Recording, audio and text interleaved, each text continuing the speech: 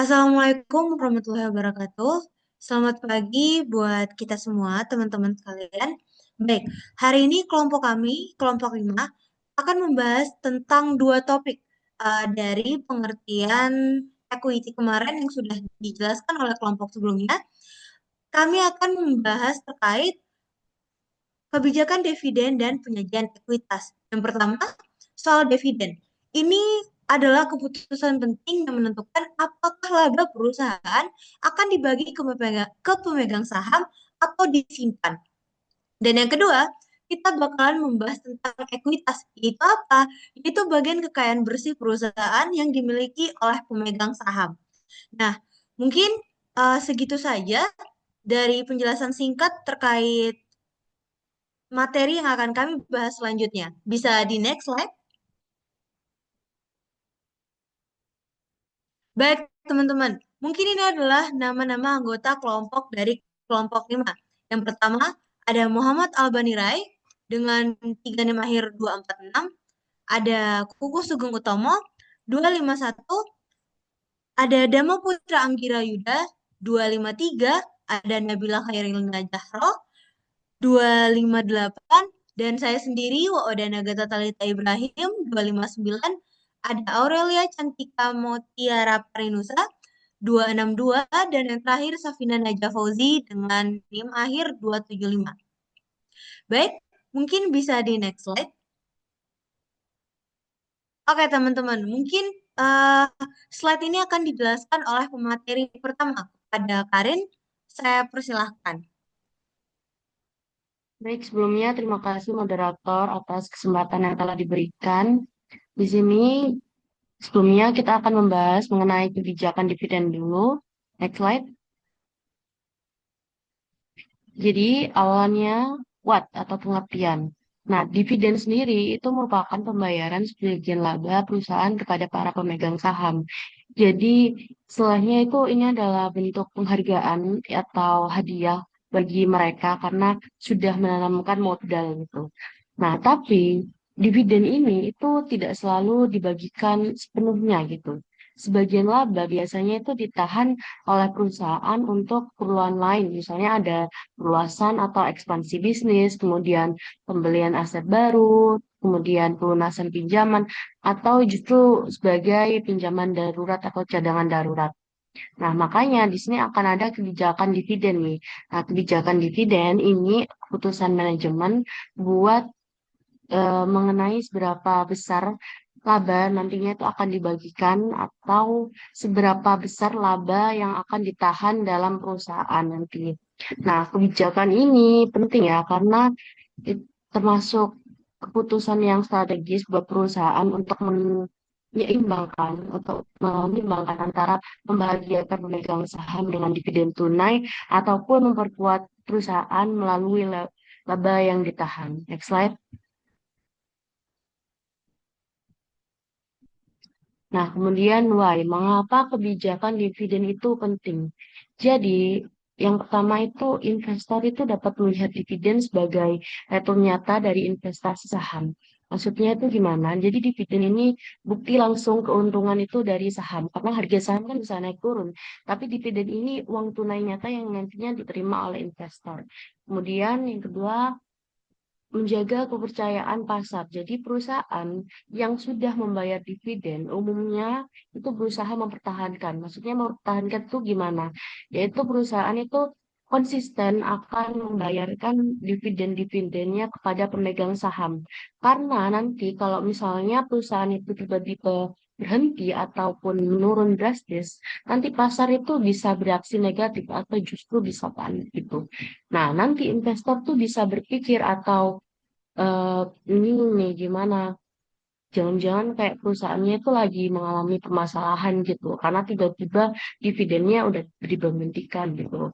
Nah, akibatnya harga saham juga bisa terpengaruh. Jadi nanti harga sahamnya bisa langsung turun karena banyak yang menjual sahamnya.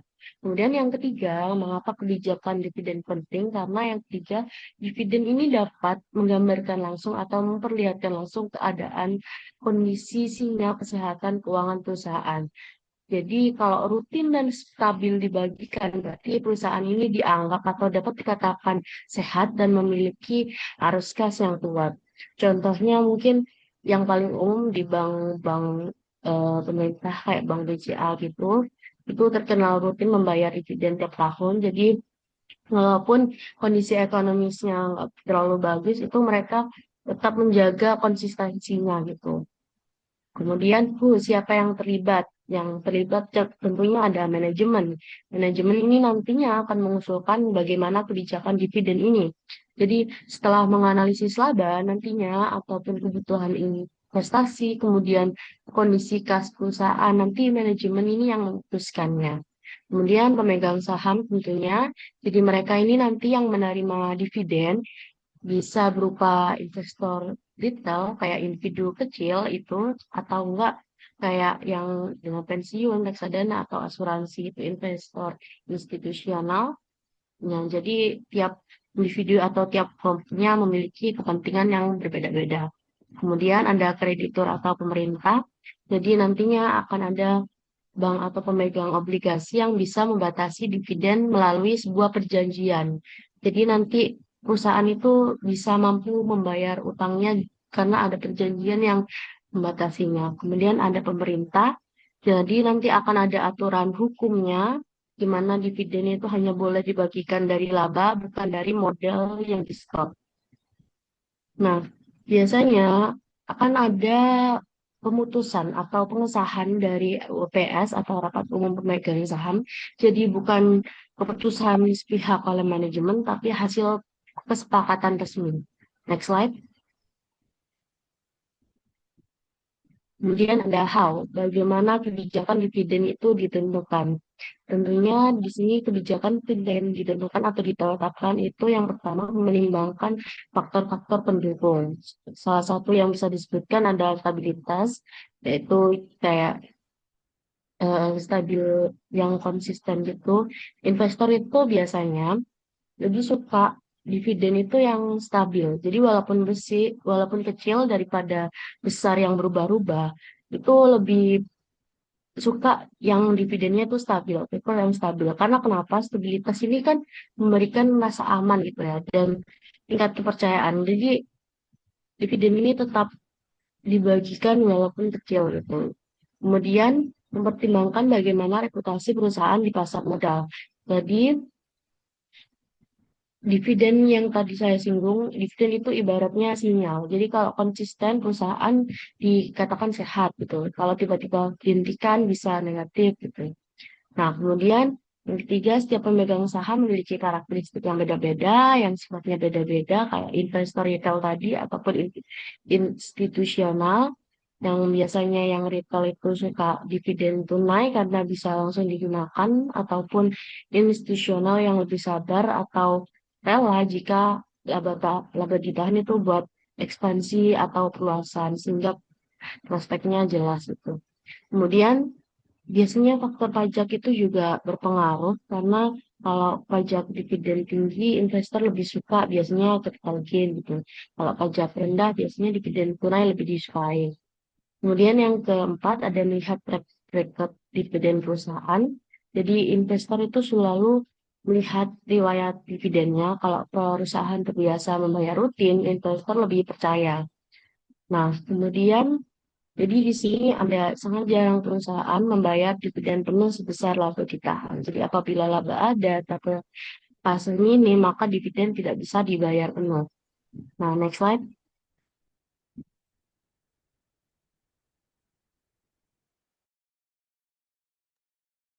Nah, ini seperti yang saya bilang tadi, ini ada laporan posisi keuangan yang dia memiliki laba ditahan 100.000, tapi dia nggak ada kas untuk membayar dividen tunai.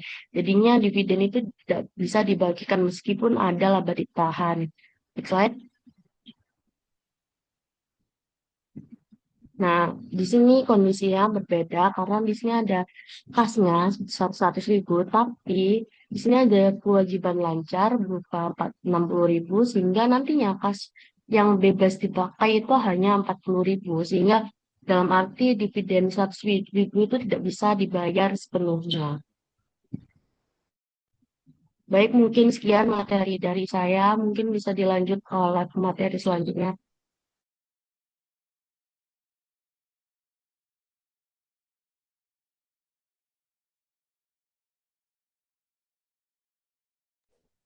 Baik, terima kasih atas kesempatannya.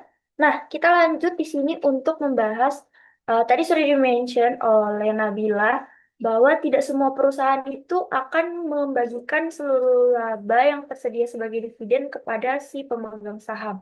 Nah, pada kali ini kita akan melanjutkan pembahasan tersebut, di mana kita akan mencari tahu sebenarnya apa sih alasan perusahaan itu tidak membagikan seluruh labanya yang tersedia sebagai dividen kepada si pemegang saham. Walaupun mereka sudah menanamkan modal di mana mereka perlu atau bisa atau ada hak untuk menerima seluruh laba yang ada. Oke, mungkin bisa di next slide. Nah, di sini terdapat beberapa faktor atau terdapat beberapa alasan, yaitu tadi kenapa perusahaan tidak membagikan seluruh laba yang diterima kepada pemegang saham. Nah, yang pertama ini ada menjaga perjanjian dengan kreditur. Maksudnya gimana? Jadi, bagi perusahaan-perusahaan yang memiliki pinjaman dari mungkin dari bank ataupun dari kreditur-kreditur lain, itu mereka itu memiliki yang namanya kesepakatan atau perjanjian. Kesepakatan seperti apa? Di mana em, mereka itu diwajibkan untuk memiliki saldo minimum laba atau minimum saldo laba di dalam penyimpanan keuangan mereka. Nah, kenapa harus ada saldo minimum? Nah, saldo minimum ini itu dia menjadi jaminan bagi dari perusahaan kepada kreditur, jaminan untuk perusahaan ini tetap memiliki kalau maksudnya jaminan untuk kayak membuktikan bahwa oh perusahaan ini tetap memiliki cadangan keuangan atau cadangan eh, saldo untuk membayar kewajibannya atau membayar utang. Jadi misal perusahaan itu pas mendapatkan laba itu langsung membagikan seluruhnya kepada pemegang saham, nanti kan mereka tentunya sudah tidak ada saldo atau yang bisa disimpan lagi kan, maka bisa saja meningkatkan risiko tidak mampu membayar utang kepada kreditur. Kemudian yang kedua ada memenuhi kebutuhan operasional, di mana di sini perusahaan ataupun bidang usaha manapun itu tentunya perlu yang namanya eh, kebutuhan operasional. Nah, kebutuhan operasional ini kan eh, perlu pendanaan ya. Maka dari itu, eh, dana yang disimpan itu dari perusahaan bisa digunakan untuk memenuhi kebutuhan sehari-hari. Seperti mungkin kalau dalam perusahaan besar membayar gaji, bisa juga kalau misal dalam perusahaan manufaktur itu membeli bahan baku. Terus mungkin ada aset yang rusak dalam perusahaannya itu bisa diperbaiki dan menggunakan dana dari yang sudah disimpan itu atau dari laba yang ditahan itu. Misalnya contoh di sekitar kita ada warung Madura. Nah, warung Madura itu kan atau warung-warung apapun deh, itu kan mereka memerlukan uang operasional atau uang hasil jualnya itu kan tidak mereka gunakan untuk diri mereka sendiri semuanya kan. Pastinya uang tersebut akan diputar untuk mungkin membeli stok untuk stok barang untuk kedepannya, atau mungkin operasional seperti listrik ataupun apapun itu membutuhkan pendanaan operasional. Kemudian mendukung ekspansi usaha, di mana di sini laba yang ditahan itu digunakan juga untuk mendukung ekspansi usaha atau perkembangan usaha. Misalnya suatu usaha dia mau membuka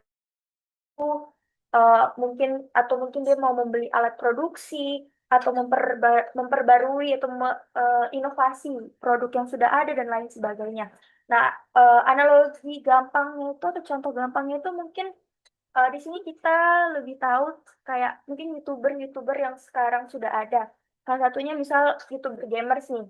Misalnya Roblox. Nah, jadi misal dengan penghasilan yang dia dapatkan dari dia streaming Roblox, itu kan tentunya tidak semua akan dia gunakan untuk kepuasan dia ya. Maksudnya kayak mau belanja atau dan lain sebagainya.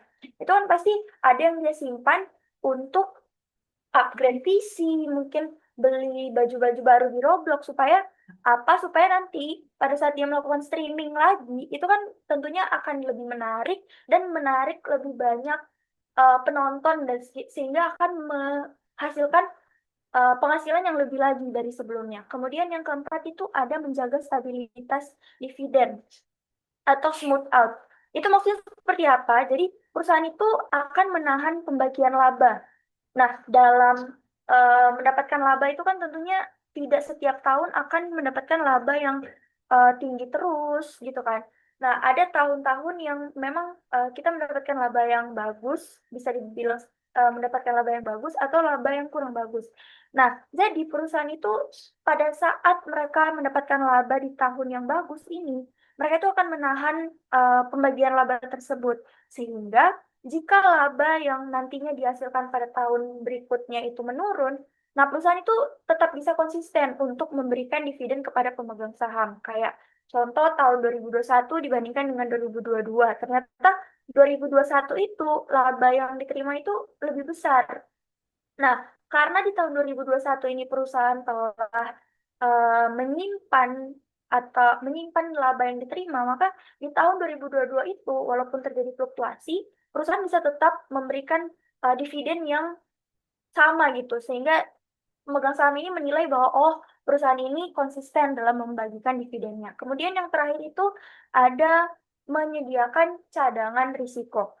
Nah, mungkin kayak yang teman-teman udah pada tahu, kalau untuk dibilang secara gampangnya ya, menyediakan cadangan untuk resiko gitu kan. Kayak kata-kata sedia payung sebelum hujan. Dimana kan dari kata-kata tersebut kita bisa tahu. Jadi ketika hujan itu kan orang yang udah menyediakan payung itu tidak akan basah gitu kan. Nah, ini sama halnya dengan perusahaan di mana dari laba yang dia simpan itu bisa dijadikan cadangan. Cadangan untuk apa? Untuk nantinya dia menghadapi risiko kerugian seperti penurunan permintaan atau mungkin ada krisis ekonomi dan lain sebagainya risiko yang bisa terjadi di masa yang akan datang. Oke, untuk faktor-faktornya saya kira cukup dan mungkin kita bisa lanjut ke slide selanjutnya. Nah, di sini ada aspek hukum. Nah, aspek hukum di sini kan ada dasar hukum gitu dari uh, pembagian dividen kepada pemegang saham seperti yang sudah dibilang oleh teman saya tadi tentang pembagian, salah satunya tentang pembagian dividen itu harus berdasarkan, kita mau jelaskan dulu kenapa sih dalam pembagian dividen itu harus ada dasar hukumnya. Karena kenapa? Karena dividen ini kan menyangkut kepentingan banyak pihak, baik internal maupun eksternal, kayak pemegang saham, perusahaan itu sendiri, dan juga ada kreditur di dalamnya kan. Nah, kalau tidak ada aturan hukum yang jelas dalam pembagian ini, maka pembagian dividen ini bisa saja dilakukan secara semena-mena baik oleh pihak perusahaan, mungkin juga dari pihak kreditur dan juga pemegang saham itu bisa maunya mereka gitu. Nah, di sini dasar hukum yang mendasari pembagian dividen itu terdapat di dalam Undang-Undang Nomor 40 Tahun 2007 tentang perseroan terbatas atau UU PT. Di mana di sini ada 4 poin atau 4 syarat penting di dalamnya, yaitu yang pertama ada perseroan memiliki laba bersih. Di mana perseroan memiliki laba bersih ini diatur di dalam pasal 71 ayat 1 dan 2 yang menyebutkan bahwa laba bersih ini dapat dibagikan sebagai dividen setelah laba ini dikurangi penyisian untuk cadangan wajib. Jadi dividen itu hanya benar-benar bisa dibagikan kalau perusahaan itu mencatat keuntungan setelah pajak. Jadi kalau tidak ada laba bersih, ya berarti dividen tidak boleh dibagikan. Kemudian yang kedua itu ada perseroan memiliki saldo laba positif. Di mana hal ini tercantum dalam pasal 71 ayat 3 seperti yang bisa kita lihat di sisi sebelah kanannya. Itu meskipun perusahaan untung misalnya di tahun berjalan ini, tapi kalau misalnya dihitung dari akumulasi kerugian dari tahun-tahun sebelumnya dan misal itu masih lebih besar kerugiannya, maka ya tetap aja dividen tersebut tidak boleh dibagikan. Kemudian yang ketiga itu perseroan sudah memiliki cadangan wajib. Seperti yang sudah saya bilang tadi, bahwa perseroan harus memiliki cadangan risiko gitu ya. Nah, di sini perseroan sudah memiliki cadangan wajib itu diatur di dalam pasal 70 ayat 1, 2, dan juga 3. Nah, di mana cadangan wajib ini berfungsi sebagai pelindung atau bantalan perusahaan jika suatu saat mengalami kerugian. Nah, setelah cadangan ini sudah terpenuhi atau sudah ada, baru dividen tersebut bisa untuk dibagikan. Dan yang terakhir di sini ada pembagian dividen diputuskan dalam rapat umum pemegang saham atau RUPS seperti yang sudah saya bilang di awal tadi. Ini diatur dalam pasal 71 ayat 1 dan juga 2, di mana pembagian dividen ini itu tidak bisa diputuskan secara sepihak atau mungkin secara sepihak dari petinggi-petinggi perusahaan atau mungkin dari beberapa pemegang saham saja, tidak bisa, melainkan eh, harus melalui mekanisme RUPS sebagai organ tertinggi dari perseroan ini. Nah, apa sih resikonya jika dasar-dasar hukum ini atau aspek hukum ini tidak diberlakukan pada saat pembagian dividen? Nah, karena syarat ini sudah bersifat mutlak atau sudah sah dalam hukum, jadi kalau tidak dipenuhi, tentu saja akan menimbulkan risiko, di mana pembagian dividen itu bisa saja dianggap tidak sah, merugikan perusahaan, dan bisa menimbulkan tanggung jawab hukum baik bagi pengurus maupun bagi pemegang saham. Jadi, aturan ini tentunya dibuat untuk menjaga keseimbangan antara kepentingan baik pihak internal maupun pihak eksternal itu sendiri. Baik, saya pikir itu saja untuk materi saya dan materi selanjutnya akan dijelaskan oleh teman saya. Oke, baik. Terima kasih atas waktunya, Tiara. Di sini saya akan melanjutkan dari pemateri sebelumnya dengan menjelaskan terkait jenis-jenis dividen. Jadi teman-teman, dividen itu nggak selalu dibayar pakai uang. Ada beberapa bentuk lainnya. Secara umum ada 4 jenis. Bisa di next slide. Oke teman-teman, seperti yang sudah saya singgung sebelumnya, jenis-jenis dividen itu ada 4. Yang pertama, dividen tunai. Ini yang paling umum. Karena apa? Karena perusahaan itu biasanya ngasih uang ke pemegang saham, tapi nggak otomatis wajib. Karena keputusan ada di dewan direksi. Kadang laba ditahan buat ekspansi atau bayar utang. Terus yang kedua, ada dividen properti. Bentuknya bukan uang, tapi bentuknya itu berupa aset. Misal seperti saham investasi atau bahkan mungkin emas, teman-teman. Biasanya perusahaan itu nilai dulu asetnya, baru dibagikan ke pemegang saham. Yang ketiga, ada dividen likuidasi. Ini apa sih? Ini tuh dividen yang terjadi kalau perusahaan mengembalikan modal pemegang sahamnya. Jadi biasanya dividennya dilakukan atau diberikan saat perusahaannya mau bubar. Jadi bukan dari laba, tapi dari modal yang sudah ditanam sama investor. Dan yang terakhir, dividen saham. Perusahaan bagi-bagi saham tambahan ke pemegang saham yang lama. Jadi jumlah lembaran sahamnya itu nambah, tapi nilai total investasinya tetap sama. Hanya harga per lembarnya biasanya turun biar lebih imbang. Jadi intinya dividen itu bisa berupa uang, aset, atau modal yang dikembalikan, atau bahkan tambahan saham, teman-teman. Semua punya tujuan dan kondisinya masing-masing. Mungkin bisa di next slide. Baik, seperti yang sudah saya singgung sebelumnya, di sini akan saya paparkan lebih jelas lagi mengenai dividen tunai. Seperti yang teman-teman sudah bilang, seperti teman-teman sudah mendengarkan sebelumnya, dividen tunai seperti namanya, yaitu dividen yang dibayarkan dalam bentuk tunai. Kalau dibagi, tentu saja investor bakal senang dan kalau misalnya dividen ini ditahan, itu bisa membantu perusahaan untuk membayar utang atau bisa digunakan dalam jangka waktu panjang. Bisa di next slide?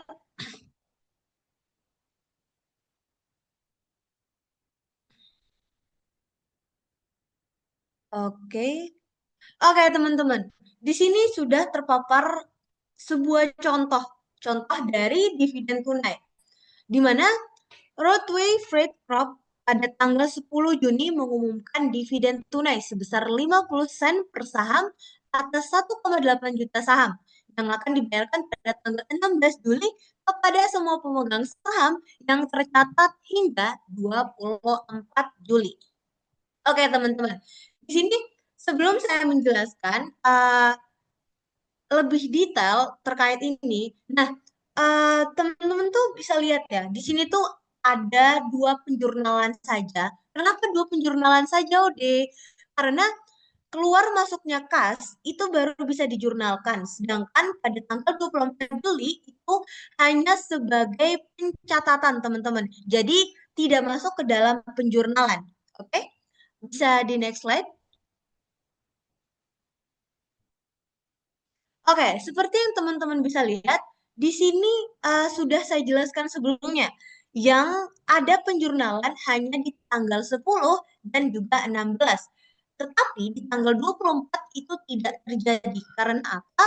Karena itu adalah tanggal pencatatan atau date of record, bukan tanggal transaksi keuangan. Penjelasan singkatnya aja tuh kayak gini, teman-teman. Jadi pada tanggal pencatatan, perusahaan itu biasanya hanya menentukan siapa aja pemegang saham yang berhak buat menerima dividen. Tidak ada uang keluar atau nggak ada utang baru. Jadi nggak ada perubahan ekuitas sama sekali yang terjadi pada hari itu. Semua dampak akuntansi akan terjadi sejak tanggal pengumuman, yaitu kapan? Yaitu tanggal 10 Juli, maaf, tanggal 10 Juni saat dividen diumumkan. Jadi laba ditahan itu berkurang dan utang dividen itu akan muncul. Nah, bisa teman-teman lihat di sini, dari sini kita bisa menyimpulkan nih teman-teman, kalau kebijakan dividen itu bisa berbeda-beda. Jika perusahaannya mapan, contohnya seperti bank atau konsumsi, biasanya sering bayar dividen rutin tiap kuartal, seperti yang dijelaskan oleh pemateri sebelumnya, yaitu Tiara. Dan biasanya hanya dihentikan jika ada laba yang turun terus-menerus atau berkurangnya kas. Yang kedua, perusahaan pertumbuhan. Itu seperti apa, Ode? Itu seperti teknologi atau energi, teman-teman. Jadi, biasanya perusahaan seperti ini jarang untuk memberikan pembayaran dividen. Jadi, laba yang dipakai untuk ekspansi, misalnya seperti eksplorasi minyak, riset, atau ekspansi pasar, itu biasanya laba yang sering digunakan. Contohnya itu apa? Contohnya seperti Salamander Energi yang tidak bayar dividen agar uangnya dipakai buat apa? Buat eksplorasi, teman-teman. Jadi investor di perusahaan pertumbuhan itu nggak mengharapkan dividen sama sekali, tapi berharap harga saham mereka itu naik. Sehingga apa? Sehingga mereka bakal lebih untung saat menjual sahamnya. Oke, bisa di next slide. Oke, teman-teman. Jadi, perhitungannya bagaimana sih? Di jurnal sebelumnya 900 sih, 900 ribu sih, Ode. Nah, teman-teman, bisa dijelaskan di sini bahwa sebelumnya ada uh, data utama yang dimana dividennya itu 0,50 sen per saham, yang dimana sahamnya itu berjumlah 1,8 juta. Jadi perhitungan dividennya seperti apa? Perhitungan dividennya tinggal dividennya tadi dikalikan dengan jumlah saham. Jadi 0,50 sen dikali 1,8 menghasilkan 900 ribu, teman-teman. Oke, baik, bisa di next slide. Oke, dividen properti, yaitu dividen non-tunai, seperti sebelumnya yang sudah saya singgung juga, yaitu dividen yang tidak mengeluarkan uang sama sekali. Jadi bisa teman-teman baca sendiri di situ, makanya dividennya bentuk non-tunai, misal berupa dagangan, tanah, bangunan, investasi, atau bentuk lain, teman-teman. Bisa di next slide. Oke, contohnya kita bisa langsung masukkan contoh aja ya teman-teman biar lebih paham. Di sini ada sebentar. Oke, di sini ada perusahaan di mana dia membagikan sebagian investasinya dalam bentuk surat berharga yang diklasifikasi sebagai held for trading. Investasi ini awalnya dibeli dengan harga 1,250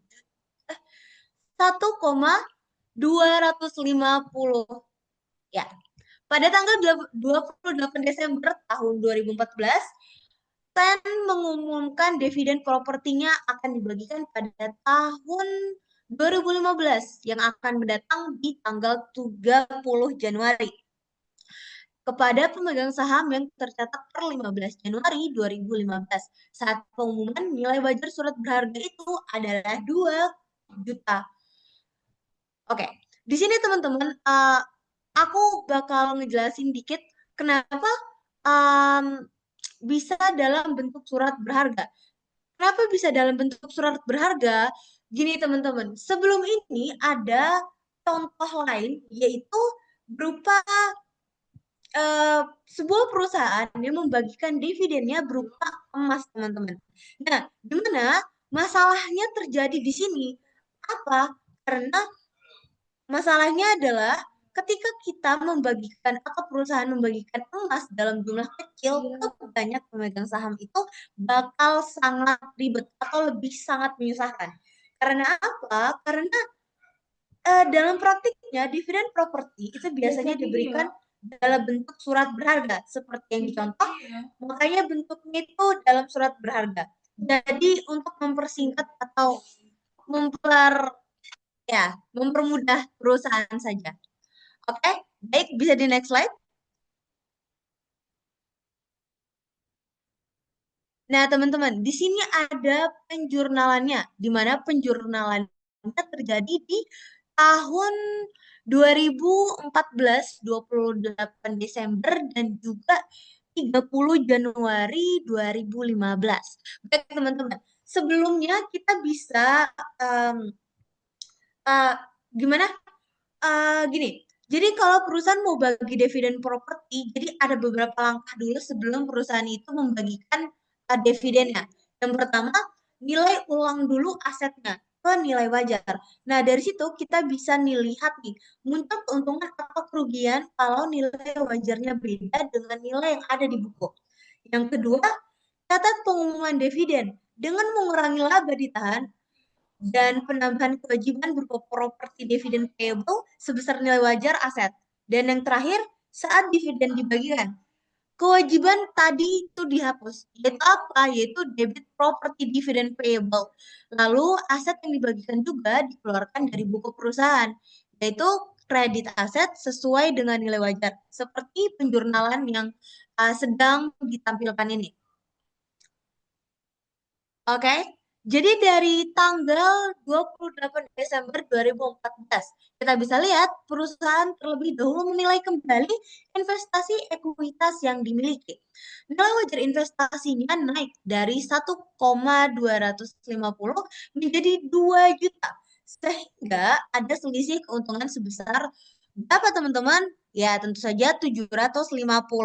Di mana penjurnalannya itu investasi ekuitas itu ada di debit, sementara keuntungan atau kerugian yang belum direalisasikan itu ada di kredit. Sebesar berapa? Sebesar 750. Setelah itu, bukan eh, aset, maaf, setelah itu perusahaan bakal mencatat dividen yang diumumkan sebesar nilai wajar aset yang akan dibagikan, yaitu berapa? Yaitu 2 juta. Di mana penjurnalannya berarti debitnya laba ditahan sebesar 2 juta dan kreditnya dividen properti yang harus dibayar sebesar 2 juta. Oke, untuk pada tanggal 30 Januari 2015, yaitu tanggal distribusinya. Jadi, saat dividen benar-benar dibagikan kepada pemegang saham, maka penjurnalannya adalah dividen properti yang harus dibayar itu ada di debit, sedangkan kreditnya yaitu investasi ekuitas sebesar 2 juta. Oke, bisa di next slide. Nah, jadi perhitungannya seperti apa? Nah, perhitungannya yaitu adalah nilai wajar dikurangi dengan nilai buku, di mana nilai wajarnya tadi 2 juta dikurangi dengan 1,255 menghasilkan 750.000 teman-teman. Oke, bisa di next slide.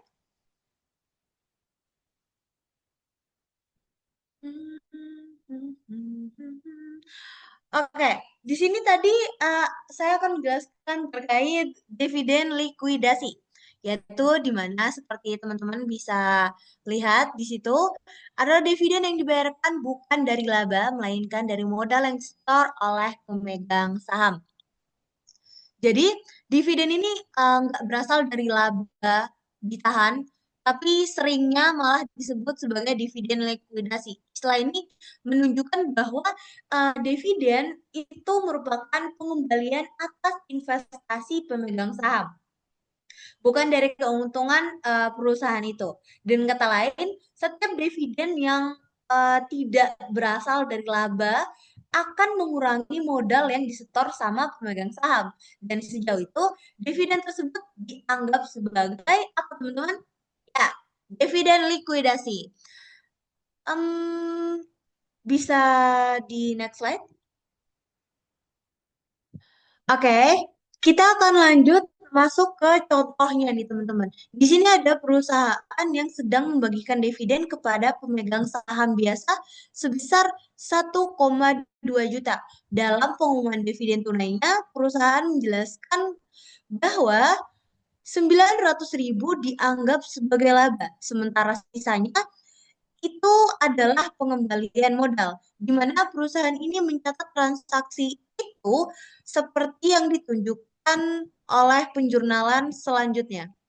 Mungkin bisa di next slide. Nah, seperti eh, yang teman-teman lihat, di sini ada penjurnalannya, yaitu di di saat perusahaan mengumumkan dan di saat perusahaan sedang membayarnya. Jadi teman-teman bisa lihat di sini itu di mana dalam kasusnya, mungkin bisa di sebelum slide ini. Oke, di sini pengumumannya itu ada 900.000 dianggap sebagai income dan 300.000 dianggap sebagai return of capital atau pengembalian modal jadi ambil dari share premium. Oke, bisa di next slide. Oke teman-teman, jadi penjurnalannya itu seperti ini. Di saat hari di mana pengumuman, maka penjurnalannya adalah retain-nya itu sebesar 900.000 berada di debit dan share premiumnya yaitu 300.000 berada di debit dan kreditnya itu apa? Kreditnya itu adalah dividen payable sebesar penjumlahan dari 900 dan 300 itu menjadi 1,2 juta. Jadi di saat data maaf, di saat hari pembayaran maka uh, dividen payable-nya itu berubah dari kredit menjadi debit dan pembayarannya itu berupa cash yaitu tunai dengan jumlah 1,2 juta. Oke, bisa di next slide. Oke, teman-teman. Sebenarnya seperti yang sebelumnya saya beritahu bahwa jenisnya itu ada empat, dan yang keempat ini adalah share dividen yang akan sangat kompleks, maka dari itu akan dijelaskan oleh pemateri selanjutnya. Terima kasih. Baik, terima kasih atas kesempatan yang telah diberikan. Saya akan menjelaskan materi mengenai dividen saham. Bagi teman-teman yang belum tahu apa itu dividen saham, jadi dividen saham itu adalah pembagian hak yang diberikan oleh perusahaan kepada pemegang saham dalam bentuk kepemilikan saham tambahan. Jadi kebijakan dividen saham ini memiliki dua pandangan, itu berupa investasi dan juga akuntansi. Dalam pandangan investasi, kebijakan dividen saham itu bertujuan meningkatkan likuiditas transaksi di pasar modal namun tetap melaksanakan kewajiban dan hak bagi para pemegang saham, bukan dengan nominal atau uang, melainkan peningkatan lembaran saham yang digenggam oleh pemegang saham. Secara akuntansi, dividen saham itu adalah strategi perusahaan dalam memberikan hak bagi para pemegang saham, namun secara transaksi tidak melibatkan perubahan arus kas, melainkan reklasifikasi ekuitas. Pada tahap ini, laba ditahan, ekuitas itu diklasifikasikan kembali atau dikonversi menjadi lembaran saham baru dengan nominal yang telah disepakati dan disesuaikan dengan lembaran saham. Kemudian, kebijakan dividen saham itu memiliki berbagai pertimbangan dalam memutuskan penawaran skema ini kepada para pemegang saham. Berupa, pertama itu ada perubahan anggaran dasar. Jadi jumlah saham yang beredar dan dikendalikan oleh perusahaan itu ditentukan oleh anggaran dasar dalam bentuk jumlah saham dan nilai nominalnya. Perusahaan dapat menerbitkan saham baru melalui perubahan anggaran dasar dan juga melalui portopol atau saham sisa. Jadi portopol ini merupakan selisih antara modal saham dan juga modal ditempatkan untuk dialokasikan kepada para pemegang saham. Kemudian poin kedua adalah ketersediaan laba ditahan. Perusahaan perlu mempertimbangkan persentase saham baru yang ingin dianggarkan berdasarkan jumlah lembaran saham publik, nilai nominal, dan juga pasar sahamnya. Kemudian yang ketiga adalah rasio dividen saham. Perusahaan dapat mempublikasi rasio dividen atau istilah umumnya adalah saham bonus kepada pemegang saham. Rasio ini terdiri dari perbandingan antara kepemilikan saham dengan saham baru yang berhak diperoleh. Contohnya, rasio saham bonus itu 5:10, yang berarti bahwa kepemilikan 5 lembar saham itu berhak memperoleh 10 lembar saham baru. Rasio bonus saham adalah rasio bonus saham adalah representasi dari potensi saham tambahan secara keseluruhan dengan jumlah saham sebelum perencanaan dividen saham tersebut. Yang terakhir adalah kinerja keuangan pasca dividen saham. Perusahaan perlu mempertimbangkan bahwa penerbitan saham baru itu berpengaruh pada peningkatan jumlah saham beredar. Rasio keuangan seperti BVPS atau book value per share dan juga earning per share itu digunakan sebagai tolak ukur kinerja saham dalam menilai kewajaran harga dan jumlah laba per sahamnya. Perusahaan perlu mempertimbangkan pertumbuhan pendapatan secara berkelanjutan dikarenakan penurunan laba itu berdampak pada penurunan EPS dan juga berimplikasi pada BVPS melalui kinerja laporan keuangan. Kemudian pada metode pencatatannya, mungkin bisa di next slide.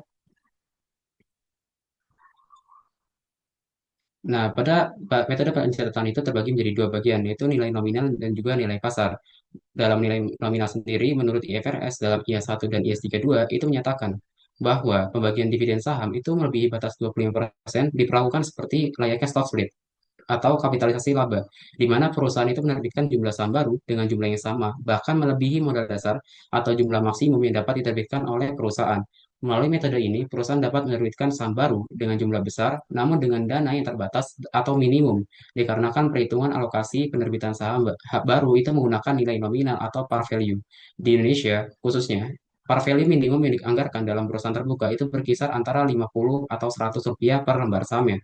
Pada perusahaan tertutup, par value berada di harga rentang 100 atau 1000 rupiah per lembar saham, dan perusahaan rintisan atau startup itu par value dapat lebih kecil, antara harga 10, 50, atau 100 rupiah per lembar sahamnya.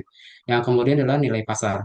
Menurut FASB, IC dalam 50520, penggunaan nilai pasar pada pembagian dividen di bawah 20 hingga 25% itu didasari oleh asumsi pembagian laba atau distribution of return earnings dalam bentuk saham. Menurut IFRS, pembagian small stock dividend itu diperlakukan seperti dividen aktual karena penerbitan saham baru itu didasari oleh nilai pasar yang berlaku saat dividen dibagikan. Kemudian bisa di next slide untuk contoh soalnya. Nah, pada saat ini kita akan bahas tentang share dividen atau dividen saham khususnya dengan metode penentuan berdasarkan nilai nominal. Metode ini digunakan ketika dividen saham yang dibagikan cukup besar, yaitu lebih dari 20-25% dari jumlah saham yang beredar. Sebagai contoh, kita menggunakan kasus Fan Corporation. Perusahaan ini memiliki 100.000 lembar saham dengan nilai nominal 1 euro per lembar, serta laba ditahan sebesar 50.000 euro. Ketika perusahaan mengumumkan dividen saham sebesar 30%, artinya akan diterbitkan 30.000 lembar saham tambahan kepada para pemegang saham saat ini. Perlu diperhatikan bahwa pada saat pengumuman, nilai wajar saham adalah 8 euro. Tetapi ketika kita menggunakan metode nilai nominal, maka yang digunakan adalah nilai nominalnya yaitu 1 euro. Selanjutnya mari kita lihat pencatatan akuntansinya. Saat diumumkan, akun laba ditahan itu didebit sebesar 30.000 euro dan akun dividen saham yang akan didistribusikan pada bagian kredit dengan jumlah yang sama yaitu 30.000 euro. Kemudian saat pembayaran dividen, akun dividen tersebut yang akan didistribusikan itu akan dipindahkan ke bagian debit sebesar 30.000 euro dan akun saham biasa itu akan dikreditkan sebesar 30.000 euro. Dari contoh ini kita bisa simpulkan bahwa pembagian dividen saham dalam jumlah besar itu dicatat berdasarkan nilai nominal saham, bukan nilai wajarnya. Tujuannya adalah untuk memindahkan sebagian saldo dari laba ditahan ke modal saham. Seperti yang sudah dijelaskan di awal, itu adalah namanya adalah reklasifikasi ekuitas, tanpa mempengaruhi total ekuitas perusahaan itu sendiri. Kemudian bisa di next slide. Setelah kita membahas metode nilai nominal untuk dividen saham yang besar, sekarang kita akan bahas metode yang digunakan untuk dividen saham kecil, yaitu metode nilai pasar. Metode ini diterapkan ketika jumlah dividen saham yang dibagikan itu kurang dari 20-25% dari total saham yang beredar. Pada metode ini, pencatatan yang dilakukan berdasarkan nilai pasar saham saat dividen diumumkan, bukan nilai nominalnya.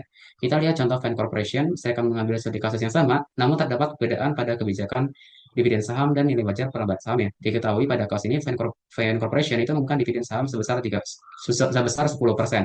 Artinya perusahaan akan menerbitkan 10.000 lembar saham tambahan. Nilai wajar saat itu sebesar 2 euro per lembar yang artinya bahwa nilai lembar saham yang akan diterbitkan itu dikalikan dengan nilai pasarnya sekitar 20.000 euro.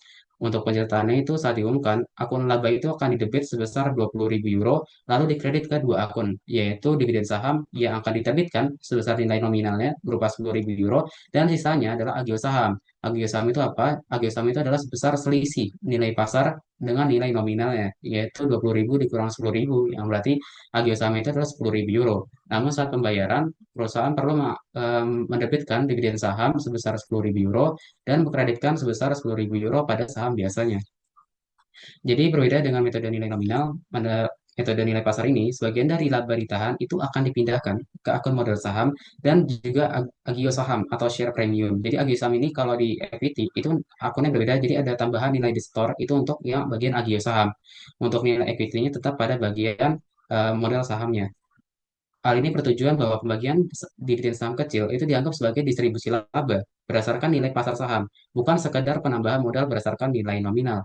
Semoga penjelasan yang saya jelaskan dapat bermanfaat bagi teman-teman dalam memahami metode dalam bantuan kebijakan dividen saham. Selanjutnya ada materi tentang stock split yang akan dijelaskan oleh materi berikutnya. Untuk materi berikutnya dipersilakan. Baik, terima kasih untuk Koko. Eh, jadi setelah tadi membahas terkait dividen saham ya, di sini ada kita membahas terkait pemecahan saham ataupun share split atau juga bisa disebut dengan stock split ya. Jadi pemecahan saham ini itu merupakan suatu aksi korporasi di mana ini perusahaan ini meningkatkan jumlah saham yang beredar itu tanpa mengubah total ekuitas perusahaan tersebut. Nah, biasanya sebuah perusahaan itu akan share split dengan rasio yang bervariasi. Ada yang dengan rasio 1:4, 1:10, dan juga eh, ya tergantung dari perusahaan tersebut. Untuk tujuannya itu di sini membuat harga pasar itu lebih terjangkau bagi beberapa investor. Nah, membuat harga ini lebih terjangkau tuh karena kayak misal nih eh, suatu saham itu per lembarnya di harga 16.000 atau satu lotnya itu kan 100 lembar ya. Satu lotnya itu di harga 1.600.000. Nah, itu eh, bagi beberapa investor itu cukup bisa dikatakan harganya tuh cukup mahal ya. Jadi dengan begitu tuh perusahaan akan melakukan share split agar di mana apa sahamnya tersebut dapat dibeli oleh investor dengan atau investor retail gitu biar ya agar ini ya apa ya agar ya lebih terjangkau gitu harganya agar dapat dibeli dengan masyarakat banyak. Jadi akan meningkatkan eh, menarik investor. Nah, ya, jadi kayak tadi misal satu lotnya satu lotnya 1.600.000, maka kan di misal perusahaan tersebut akan melakukan stock split dengan rasio 1:10. Nah, jadi yang tadinya satu lotnya itu 1.600.000, maka akan di stock split atau akan dibagi dipecah menjadi 10 10 lot, tetapi dengan nominalnya itu berubah yang tadinya 16.000 akan akan menjadi 1.600 ya. Nah, untuk yang berikutnya itu tujuannya untuk meningkatkan likuiditas perdagangan. Nah, meningkatkan likuiditas perdagangan atau meningkatkan likuiditas saham ini berarti itu mempermudah saham suatu perusahaan itu untuk diperjualbelikan di pasar modal yang ditandai dengan volume dan frekuensi transaksi yang tinggi. Nah, itu tujuannya itu untuk meningkatkan daya tarik dari investor tadi ya, karena saham itu lebih liquid dan eh, dapat dijual dan dijual belikan dengan cepat tanpa mengalami perubahan harga yang signifikan atau volatile. Dan untuk tujuan berikutnya itu mengirimkan sinyal positif tentang prospek perusahaan ke pasar.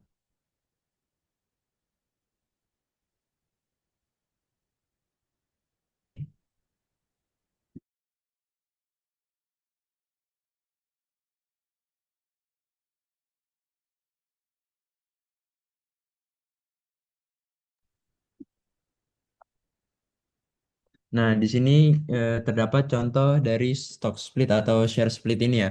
Jadi di sini saya mengambil contoh share split atau ya contoh stock share split dari perusahaan Indosat atau berkode emiten ISAT ya. Jadi dia ini stock split dengan rasio 1:4 dan juga atas seluruh saham seri B-nya. Maka setiap satu saham seri B yang bernominal 100 rupiah itu akan dipecah menjadi 4 saham dengan nominal 25 rupiah per sahamnya. Nah, pasca stock split itu jumlah saham seri B akan meningkat 8 miliar saham menjadi 32 miliar saham. Nah, ini di sini ekuitasnya terlihat ya. Jadi yang sebelumnya tadi eh, saham seri B-nya itu 20 miliar atau 19 miliar sekian. Itu setelah stock split, setelah share split itu akan menjadi 30 akan menjadi 80 miliar ya. Dan juga saham seri A eh, dan yang tadi iya sorry sorry yang tadinya 8 miliar lembar saham akan menjadi 32 miliar lembar saham dan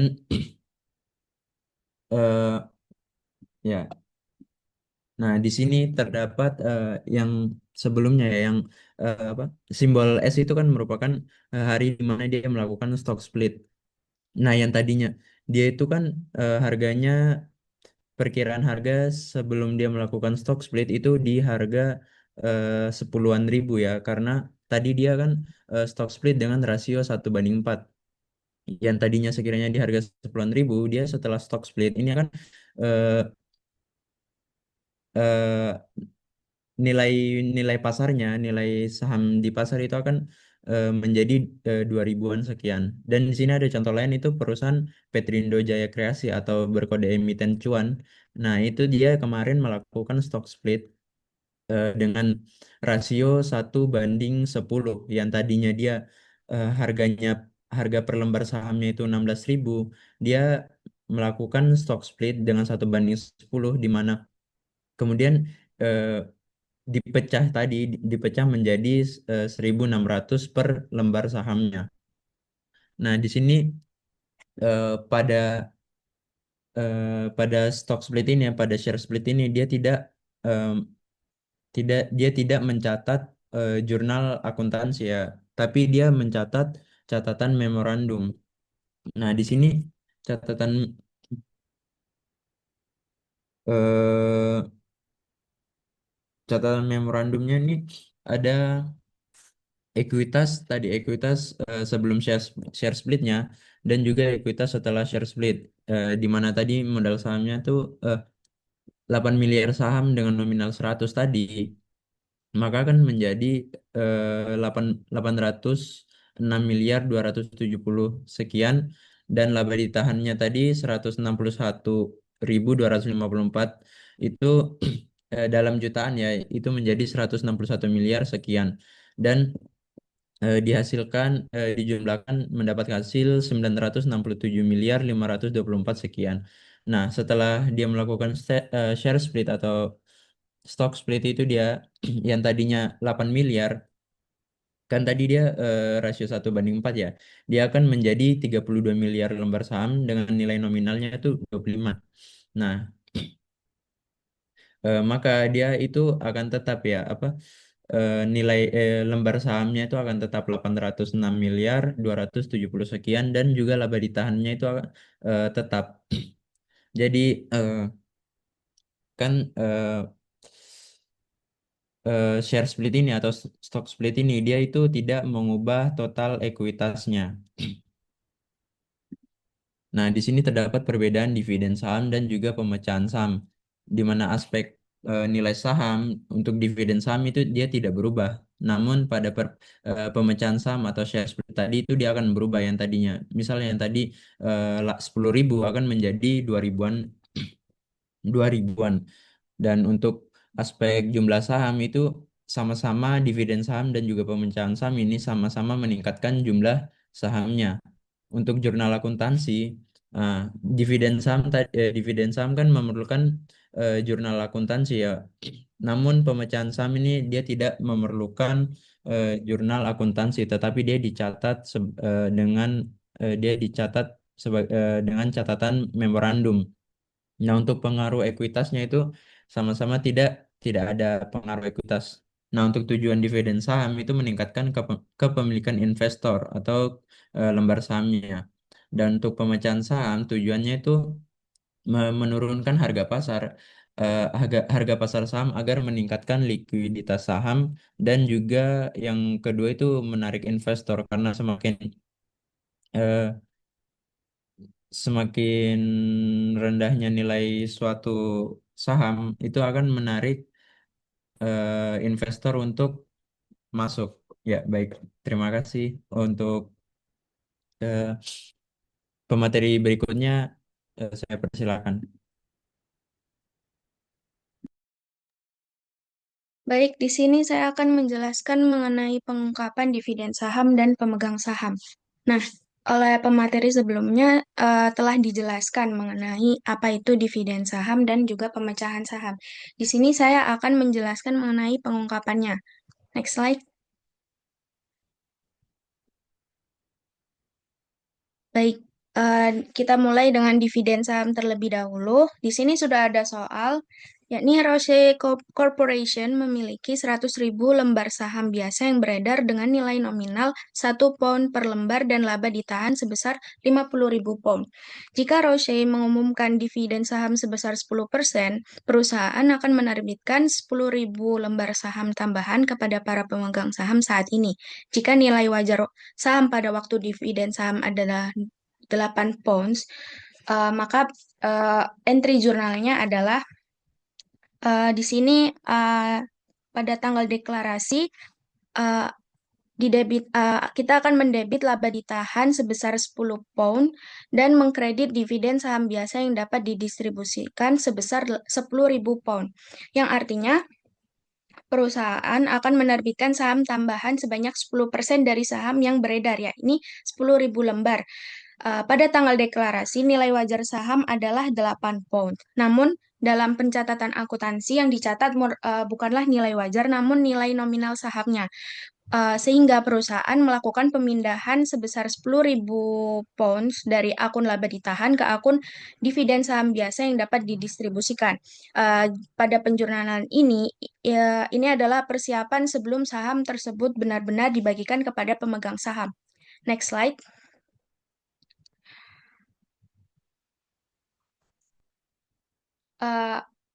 Dan di sini merupakan entry pada saat didistribusikan.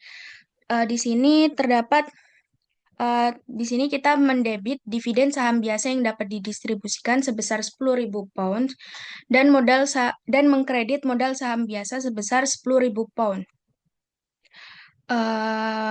Pada tanggal distribusi ini, dividen saham tersebut secara fisik didistribusikan kepada pemegang saham. Sehingga akun dividen saham biasa yang didistribusikan yang sebelumnya dicatat kita keluarkan dan dipindahkan ke akun modal permanen, yakni modal saham biasa. Jumlah yang dicatat tetap sebesar nilai nominalnya, yakni 10.000 lembar dikalikan dengan 1 pound, sehingga totalnya adalah 10.000 pound. Dengan demikian, setelah distribusi struktur modal perusahaan akan berubah, modal saham bertambah dan laba ditahan berkurang, tetapi total ekuitas pemegang saham tetap tidak berubah. Next slide.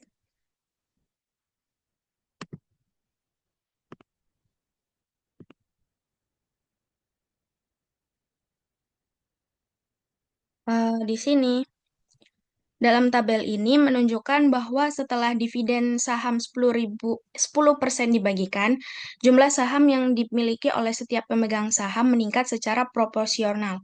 Meskipun jumlah saham masing-masing pemegang saham bertambah, persentase kepemilikan mereka terhadap total perusahaan tetap sama. Selain itu, total ekuitas pemegang saham secara keseluruhan juga tidak berubah, sehingga dividen saham hanya mengubah komposisi ekuitas dari laba ditahan menjadi modal saham tanpa mempengaruhi kekayaan total pemegang saham atau proporsi kepemilikannya. Baik, next slide. Di sini kita akan beralih ke pengungkapan pemecahan saham. Berbeda dengan dividen saham, di sini kita memiliki transaksi lain yang kita sebut dengan di sini kita ada transaksi lain, di mana dalam contoh perusahaan yang sebelumnya mengumumkan pemecahan sahamnya dengan rasio 4:1 akan memecah sahamnya menjadi 2:1, yang berarti setiap satu lembar saham lama akan terpecah menjadi 2 lembar saham baru. Akibatnya jumlah saham yang beredar yang awalnya berjumlah 100.000 lembar menjadi 200.000 lembar. Sehingga nilai nominal per saham otomatis menyesuaikan dari 1 euro menjadi 0,50 euro. Yang paling penting dari sudut pandang akuntansi, perusahaan tidak mencatat entry untuk pemecahan saham, namun mereka menerbitkan namun mereka akan mencatat nota memorandum untuk menunjukkan perubahan nilai nominal saham dan peningkatan jumlah saham. Dan tidak ada pemindahan saldo antar akun ekuitas seperti pada dividen saham, dan total ekuitas sebelum dan sesudah pemecahan tetap persis sama. Next slide.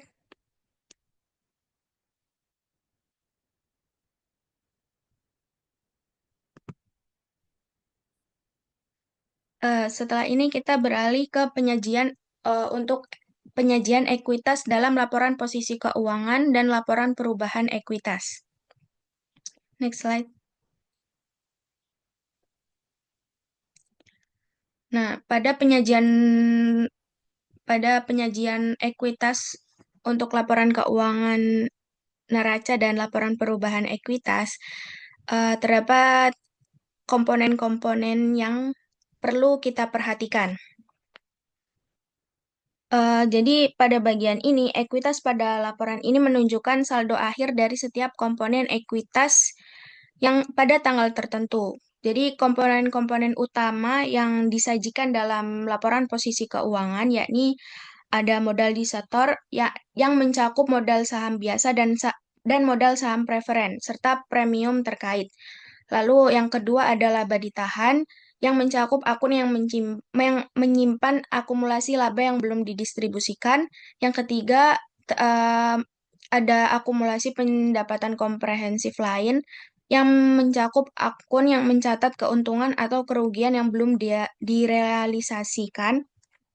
Yang keempat ada saham treasury yang mencakup saham perusahaan yang dibeli kembali, dan yang kelima kepentingan non pengendali yang mencakup bagian ekuitas anak perusahaan yang tidak dimiliki oleh induk perusahaan.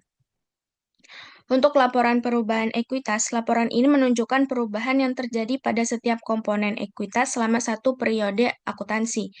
Laporan perubahan ekuitas harus mencakup beberapa komponen di sini. Yang pertama ada total laba komprehensif untuk periode tersebut yang menunjukkan secara terpisah jumlah total yang dapat didistribusikan kepada pemilik induk dan kepentingan non pengendali. Lalu yang kedua, untuk setiap komponen ekuitas, dampak penerapan retrospektif atau non-retrospektif.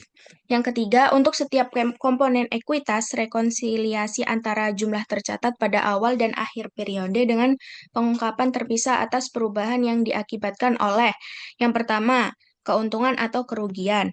Lalu yang kedua, setiap item pendapatan komprehensif lainnya. Yang terakhir, transaksi dengan pemilik dalam kapasitasnya sebagai pemilik yang menunjukkan secara terpisah kontribusi oleh dan distribusi kepada pemilik, serta perubahannya dalam kepentingan kepemilikan di anak perusahaan yang tidak mengakibatkan hilangnya pengendalian. Next slide.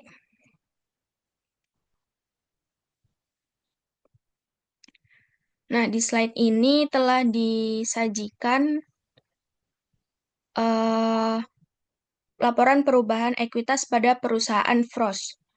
Da, di, pada laporan ini, kita dapat melihat detail setiap akun penyusun ekuitas dimulai dari modal saham preferen, lalu dilanjut dengan modal saham biasa, terus ada laba ditahan, saham treasury dan akumulasi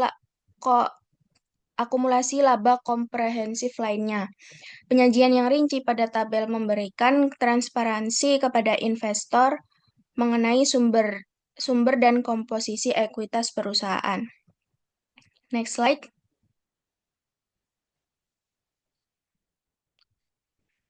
Nah, di sini telah disajikan contoh pada laporan perubahan ekuitas, di mana laporan ini memberikan rekapitulasi yang sangat jelas mengenai semua aktivitas yang mempengaruhi kekayaan pemilik perusahaan selama periode 30 Desember 31 Desember tahun 2010 hingga 31 Desember tahun 2011.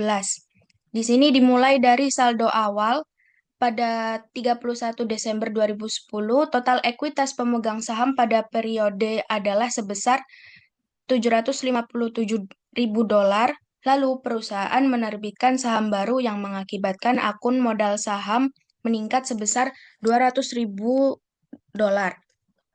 Di mana hal ini menambah total ekuitas menjadi 957.000 dolar.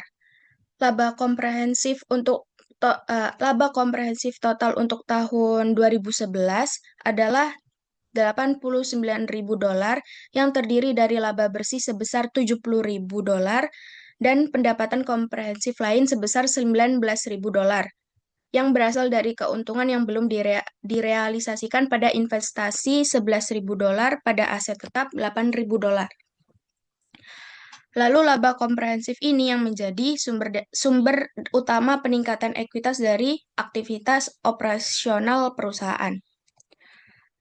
Lalu perusahaan melakukan pembayaran dividen tunai sebesar 20.000 dolar sehingga mengurangi laba ditahan dan total ekuitas.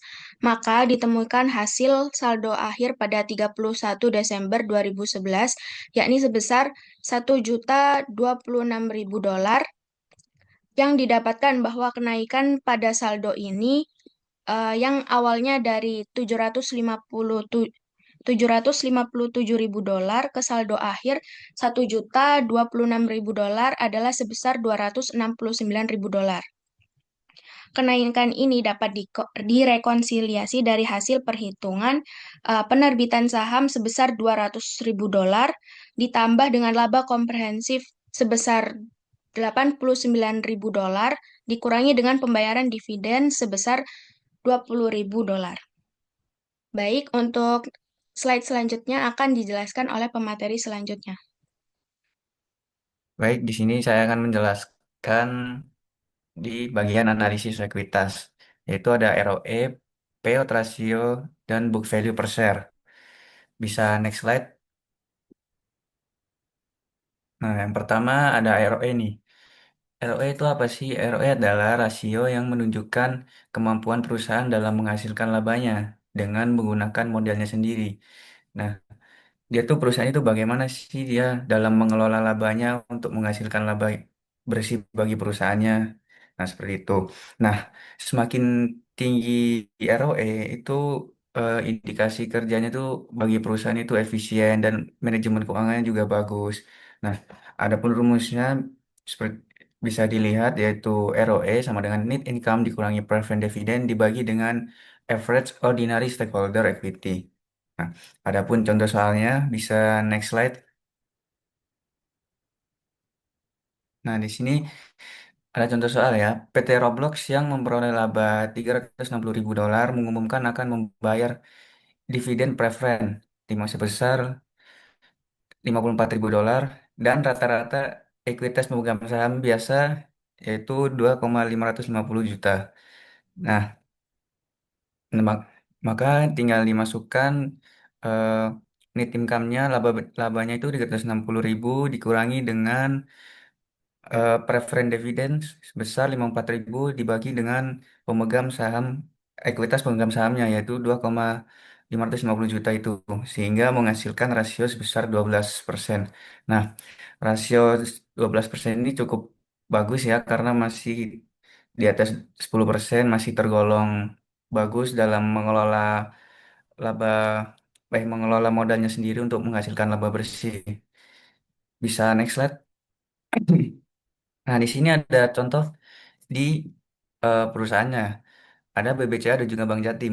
Nah, di BBCA itu bisa kita lihat bahwa ROE-nya itu 21% ya, tinggi sekali. Sedangkan Bank Jatim itu 10%. Nah, di BBCA ini kan 20%. Maka dia mencerminkan kinerjanya itu bagus dan efektif dalam memanfaatkan modalnya sendiri. Sehingga BBCA ini menandakan prospek pertumbuhannya itu baik dan menghasilkan keuntungan yang stabil. Sehingga BBCA ini bisa jadikan pilihan bagi investor-investor yang mengutamakan kinerja finansialnya untuk jangka panjang. Nah, sedangkan Bank Jatim, karena dia 10% ini jauh banget ya dari BBCA, maka Bank Jatim itu sebagai moderate ya, kategorinya moderate yaitu seimbang. Artinya perusahaan ini itu masih mampu memberikan keuntungan, tapi tidak seefektivitas BBCA gitu. Bisa next slide. Nah, yang selanjutnya ada payout ratio. Nah, apa sih payout ratio itu? Payout ratio adalah presentasi laba bersih perusahaan yang dibagikan kepada para pemegang saham dalam bentuk dividen dan sisanya itu disimpan sebagai laba di tahun untuk kemudahan bisnis. Nah, jadi payout ratio itu kayak perusahaan itu membagikan labanya itu berapa untuk para pemegang sahamnya seperti itu. Nah, adapun rumusnya dividen per saham dibagi laba bersih dikali dengan 100%. Adapun contoh soalnya bisa next slide. Nah, PT Grow Garden membayar dividen 100.000 dolar dan memperoleh laba bersihnya itu 500.000 dolar. Tapi dia tidak memiliki saham preferen nih, maka tinggal dimasukkan payout rasionya. Tadi kan dijelaskan bahwa dividennya 100.000 dibagi dengan laba bersihnya. Karena kan tadi dia ada preferen, maka preferensinya 0. Jadi tinggal dibagi saja 100.000 dibagi 500.000 dolar, sehingga menghasilkan payout rasionya itu 20%. Nah, ini cukup stabil ya, cukup bagus. Dia membagikan 20% labanya untuk para pemegang sahamnya dan 80%-nya untuk reinvestasi kembali bagi perusahaannya sendiri. Bisa next slide.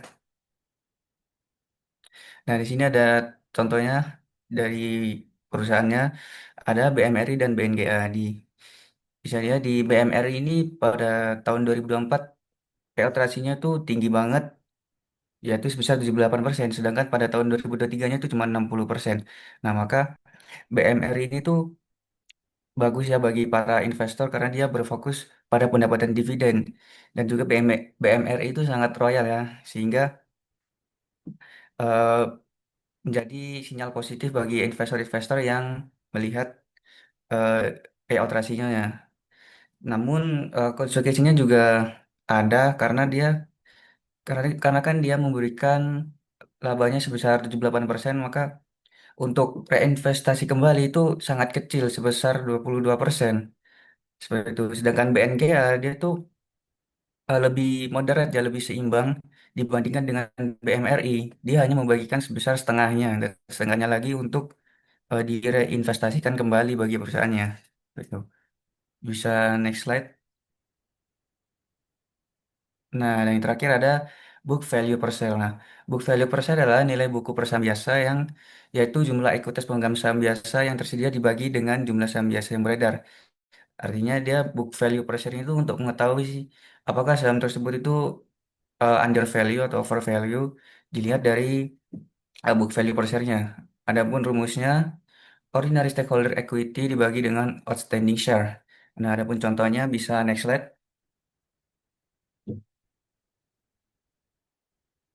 Nah, PT Aurorek memiliki modal pemegang saham sebesar 1 juta dolar dan 100 dolar per saham biaya beredar.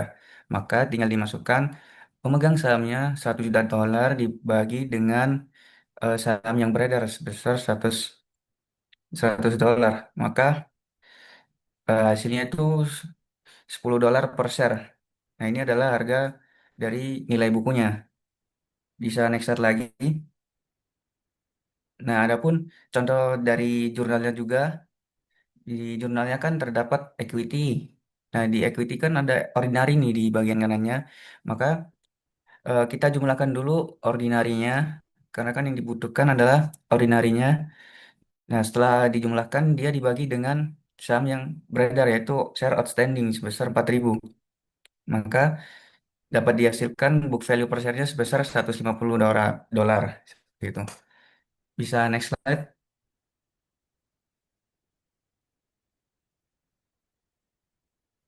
Nah, di sini ada contoh dari perusahaannya. Saya mengambil Bank Jatim dan juga BBCA nih. Di Bank Jatim kan bisa dilihat book value per share-nya kan 800 nih ya, nilai wajarnya. Tapi di saham yang beredar dia tuh harganya 510. Nah, dia ini jauh banget ya dari harga book value per share-nya. Tuh sekitar jauhnya bisa sekitar 60%-an ya. Tapi karena dia di bawah nilai buku, book value per share-nya ini, maka dia tuh saham yang termasuk under value ya, masih tergolong murah. Nah, sedangkan BBCA nilai bukunya itu 2.000, tapi pada harga BBCA yang beredar pada hari ini itu 7.500 ya. Itu bisa 3 kali lipatnya dari nilai bukunya. Maka BBCA ini nih overvalue ya. Overvalue termasuk mahal juga, tapi dia worth it lah dengan harga segitu dengan manajemennya yang baik. Bisa next slide lagi. Nah, jadi kesimpulan dari materi yang kita sampaikan itu, kebijakan dividen itu menunjukkan ya cara perusahaan itu mengatur keuangannya jangka panjang sekaligus menjaga hubungan dengan pemegang sahamnya. Nah, bentuk dividen itu bisa berbeda-beda tergantung kondisinya, keuangannya, dan aturan yang berlaku. Dividen saham dan pemecahan saham memang terlihat mirip di pasar, tapi penjelasannya juga dalam akuntansi itu berbeda. Nah, dengan melihat ekuitas yang saya jelaskan tadi dari rasio ROE, payout rasio, serta BF, serta book value, kita tuh bisa menilai nih kesehatan perusahaannya. Apakah perusahaan itu bagus, apakah perusahaan itu tuh eh, bagus untuk diinvestasikan jangka panjang, atau perusahaannya membagikan labanya itu bagaimana. Nah, maka dari semua itu sangat penting untuk membantu investor itu mengambil keputusan yang tepat. Seperti itu. Perusahaan itu mengatur keuangannya jangka panjang sekaligus menjaga hubungan dengan pemegang sahamnya. Nah, bentuk dividen itu bisa berbeda-beda tergantung kondisinya, keuangannya, dan aturan yang berlaku. Dividen saham dan pemecahan saham memang terlihat mirip di pasar, tapi penjelasannya juga dalam akuntansi itu berbeda. Nah, dengan melihat ekuitas yang saya jelaskan tadi dari rasio ROE, payout rasio, serta BF serta book value, kita tuh bisa menilai nih kesehatan perusahaannya. Apakah perusahaan itu bagus, apakah perusahaan itu tuh eh, bagus untuk diinvestasikan jangka panjang, atau perusahaannya membagikan labanya itu bagaimana. Nah, maka dari semua itu sangat penting untuk membantu investor itu mengambil keputusan yang tepat. Seperti itu. Sekian dari kelompok kita. Wassalamualaikum warahmatullahi wabarakatuh.